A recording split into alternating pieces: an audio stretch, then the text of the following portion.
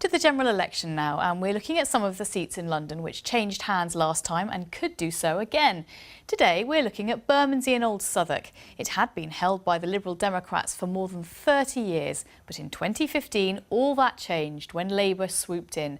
Now both sides are gearing up for round two. Our political reporter Susana Mendonça reports. There are plenty of colours to choose from when it comes to political parties. But while the national picture might look like a straight fight between the Blues and the Reds, in this London constituency, it's all about the Reds versus the Yellows. And mums here at the Recreation Arts Centre are divided on which shade to go for. On the Lib Dem side, I like the fact that it's quite a strong anti-Brexit vote. But I also like our current MP, Neil Coyle. I think he's quite active, I think he's quite responsive. Bermondsey and Old Southwark used to be viewed as Liberal Democrat territory. They'd held it for more than 3 decades. But all that changed in 2015 when Labour got back in.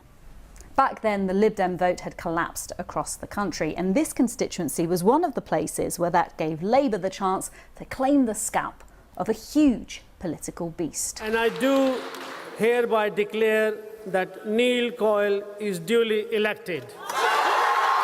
That spurned Lib Dem thinks he now has a chance to claw it back, though, because his party's no longer in the coalition government. We got a kicking for making that decision. Now the issues are different. The issues are, what are we going to do about the Europe question? We, at the beginning of the campaign to stay in Europe, were the party who fought really hard to stay in. Labour were feeble. More than 70% of people here did vote to remain in the European Union. But the problem with the Lib Dems' anti-Brexit tactic in this election is that the Labour candidate is also pro-EU and even went against his own party to vote against triggering Brexit.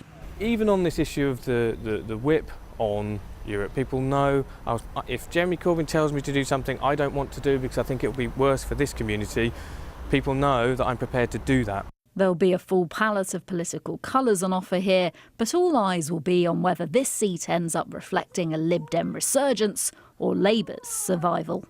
Susana Mendonça, BBC London News. And here's a full list of candidates running in Bermondsey and Old Southwark on June the 8th. Further information can be found on our website.